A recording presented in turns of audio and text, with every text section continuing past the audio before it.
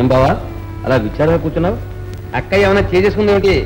ఊరుకో బావా, ఎప్పుడు పరాచకాలైనా ఇవాళ ఒక్క పైసా కూడా బోని కాలేదు.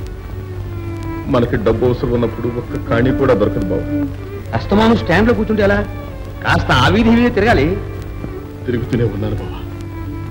ఇవాళ రాత పుట్టినరోజు, ఒక్క బొమ్మ తెచ్చిపెట్టమని అడిగింది. ఆ చిన్న బిడ్డ కూరికి తీర్చలేని చిన్న బ్రతికైపోయింది బాబా.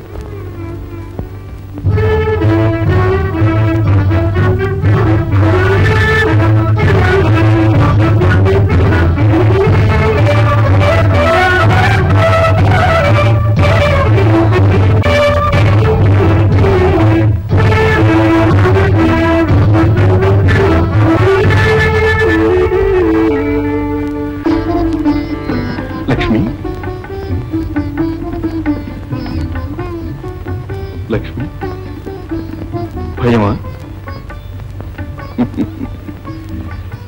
లేకపోతే చిన్నప్పటి నుంచి పెంచి పెద్దదాన్ని చేసిన తల్లిదండ్రులు విడిచిపెట్టి వచ్చినందుకు బాధ?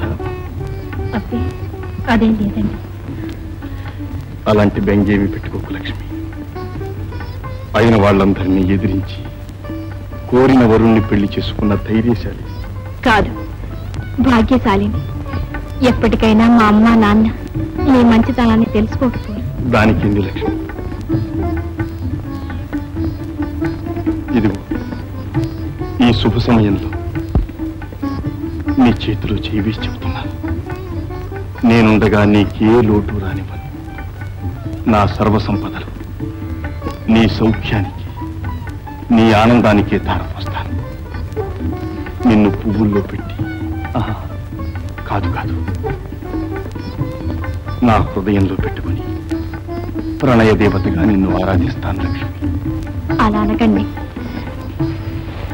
మీ పాదాల వద్ద కాస్త చోటు ఇవ్వండి చాలు. మీ సాధర్మచారిని నా జన్మ సార్థకం చేసుకుంటాను. లక్ష్మి,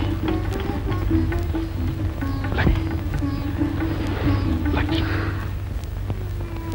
మీ అక్కయ్యకి ఎన్నో ఆశలు పెట్టారు.